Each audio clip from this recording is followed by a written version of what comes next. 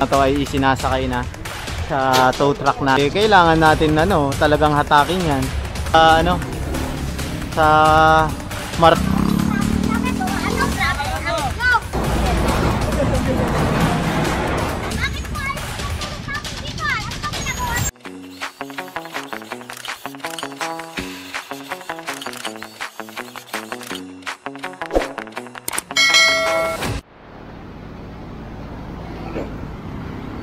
dami nila dito, boss.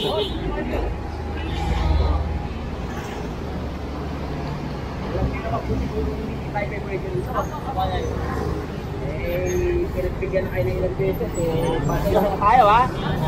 Sige na, oy! Tulungan namin kayo.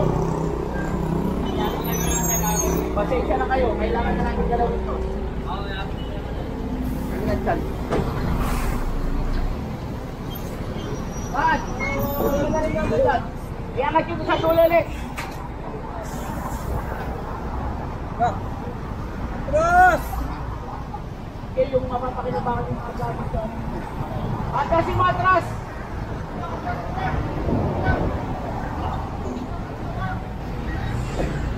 Ayun!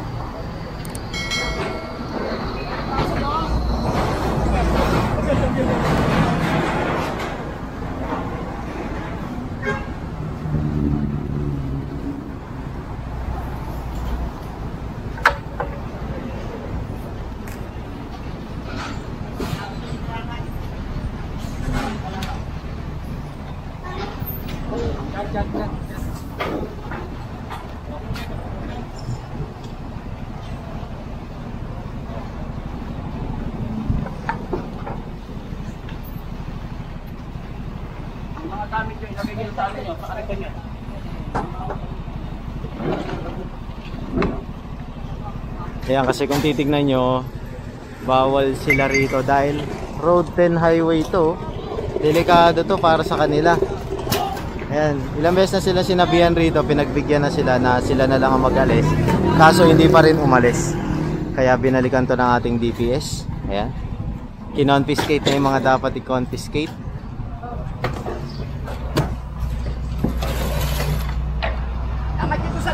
Pero yung mga gamit naman nila, ay hindi naman kinuha. Yung mga patungan lang. Eh, mga gamit nila.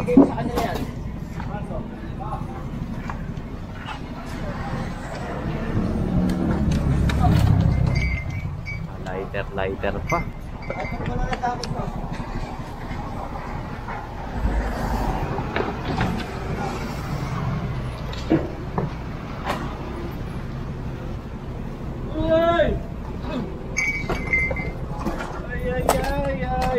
Daming lighter, ha.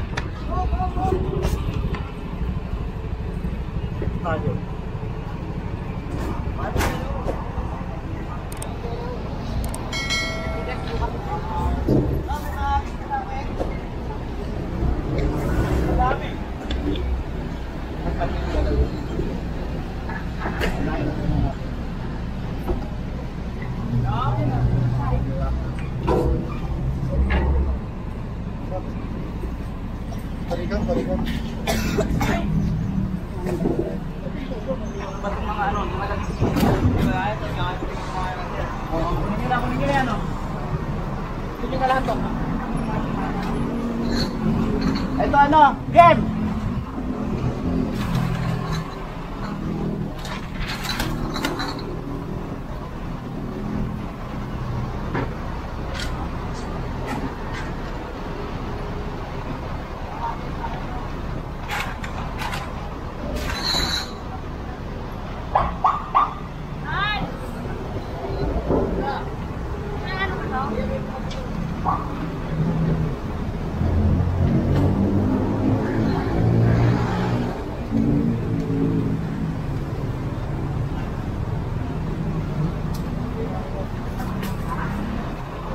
Okay, boss.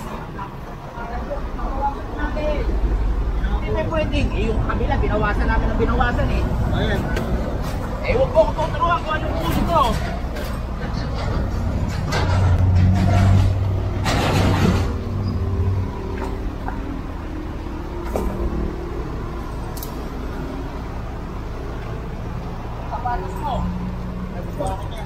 Pag ito ano, Paul.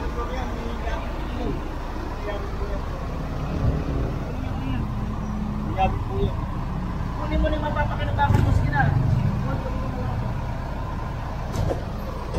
Matami na kayo rito. Tulugan to eh.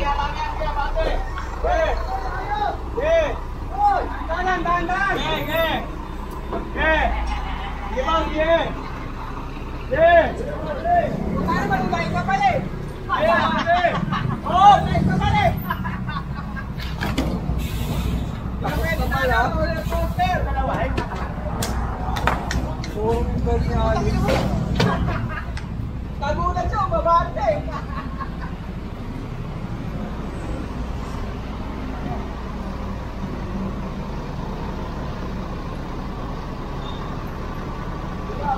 Tapos ako mga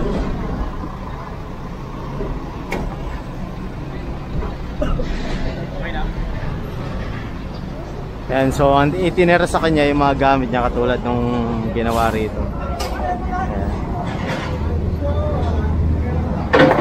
Meron pa.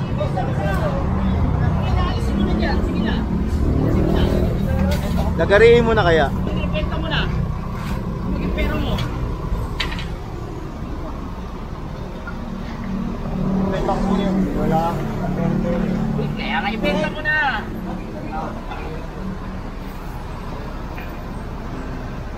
Bago, muli. Hindi ka natin.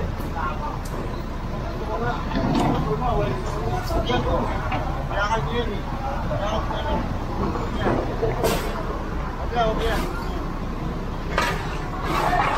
O yan ha, ito kalakan mo ha. Ito lang kayo kalit.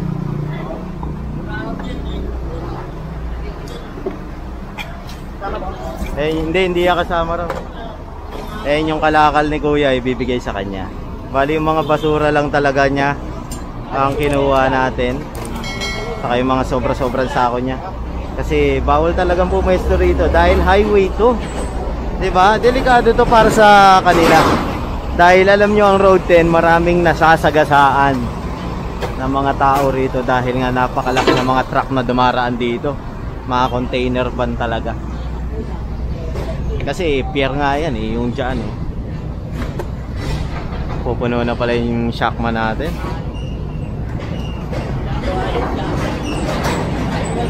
Yung ginagawa yung gap na pinaharap na yun, pati kahoy. Pati yung buraot ko na talindaw, nasama oh. Ayun lang kayo, umalit na akong DPS dito eh. Hindi kami nag-DPS dito kahit kailan. Dahil malinis kami dyan, tuwing umaga. Ngayon yung wala nilinis dahil na DPS. Eh, pati kasi kahoy, nagbabaklas siya dyan, mga kahoy nyo, nakakalat dyan.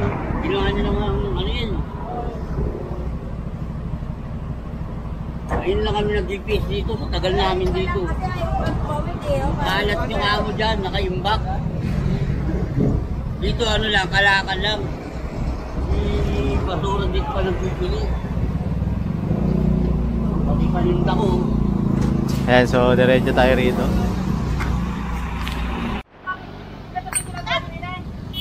Bakit po ayos na natulog namin dito? Ano bang ginagawa namin? Doon yung ano, sige na. Patawag ka ng isang sweeper na ron. Pamulisan natin ito. Bakit po? Ano? Ayok! Ayok! Ang nagmumura. Ay, wala kami pang kain namin ang buhat. Hoy, yung asin nyo, tanggalin nyo yung asin. Sabot sa ulo yan. Buka na! Labon mo nga ako, saksak yan. Kahit ano bang... Ano ka dyan? Ako yung ano yan. Matawag niyo yung isang ano magwawalis. Tinawag na ba? Butchoy, ano? Kasi Butchoy. Sabot ako sa ulo yan. Eto ba? Kanino to? Ayun mo yan. May tali ba tayo ron? Yung mga hilahin nyo na nga rin to.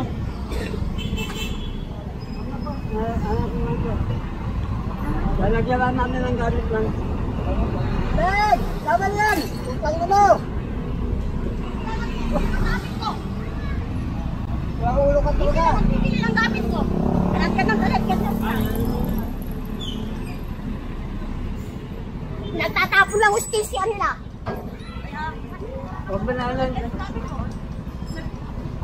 Ilaksak niya nga ako niyan. Ayap na.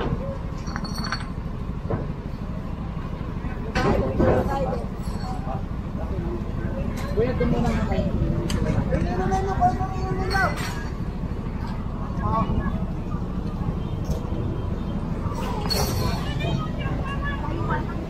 Ayan, bali, alam niyo naman na nakakaperwisyo kasi sila rito talaga. Dahil daanan to eh. Ito pa, daanan rin to para sa tatawid. Kaso ginagawa nilang bahay. Eh bawal nga dito eh. Center Island to eh, nililinis to ng gobyerno araw-araw.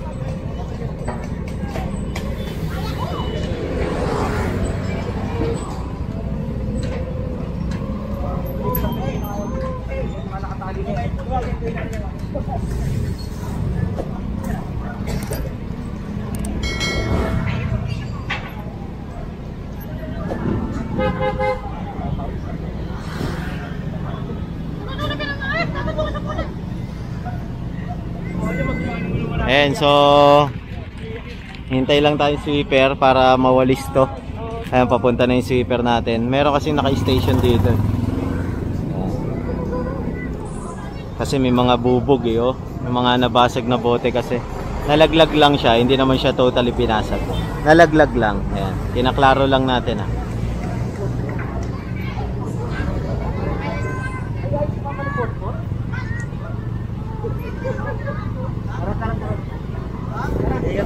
Ayan, ayan yung sweeper natin.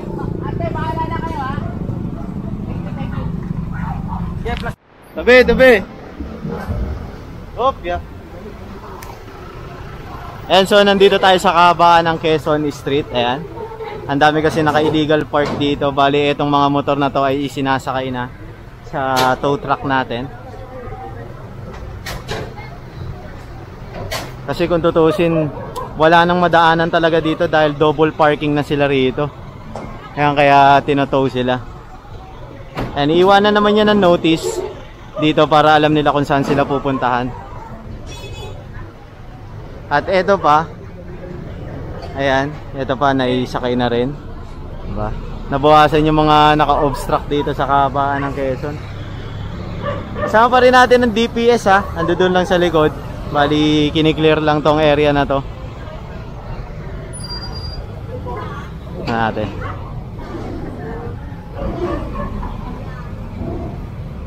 Biglang lumuwag eh.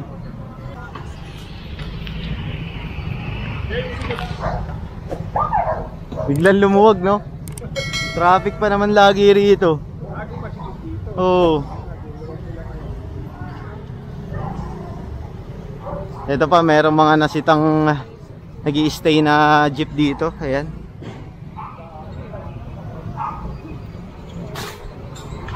Bawal kasi sila magtagal rito dahil nga nagkakaroon ng traffic sa kahabaan ng Quezon Street.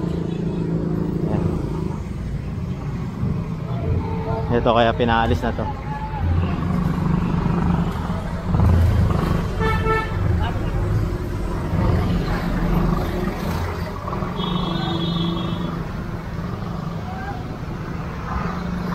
Ayan na.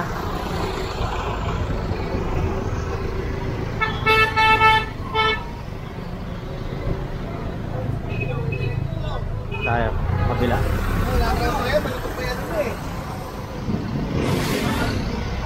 Isa rin kasi ito sa mga access point dito papunta ng Kapulong kapag sobrang traffic sa sa Road 10. Ito yung pinakamadaling daanan. Kaso nga nagkakaroon ng mga double parking dito, both sides. Nagkakaroon ng double parking dito kaya kailangan rin i-maintain yung luwag ng kalsada rito. Ayan na, sinasabihan na yung mga nagtitinda. Ayan. Bali, isasampa to yung tricycle kasi nga Naka-obstruct siya dito. Kanina pa, bali, ito na yung huling dalawang truck na darating dito. Ibig sabihin, yung 4 na truck ay dumaan na rito, hindi pa rin niya inaalis. Ayan, bali, ano to, sasakay ito. Kasi binigyan siya ng chance kanina alisin eh, wala pa rin. Ilang tow truck na ang ano dumaan. Tatali na. Kasi kung titignan nyo, sumikip yung daanan dito dahil nakanguso yung tricycle niya. Kailangan natin talagang hatakin yan, diba? Hindi tayo pwede dumikit kasi maliit lang yung daan dito eh. Pero tinatali na siya. Ayan.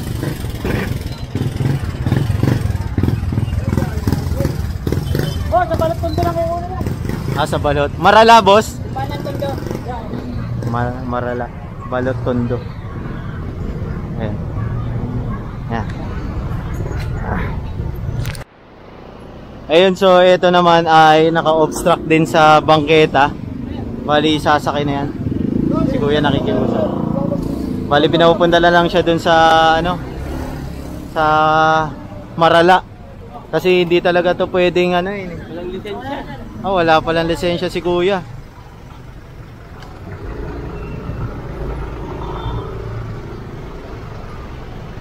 Yan, kaya sinakay na yung niya, motor niya. Solo. Ayan, so po-proceed pa tayo dito sa kabila. Ayan, bali palabas na pala tayo ng Moriones. Ayan, si kuya sinabihan na walang lisensya.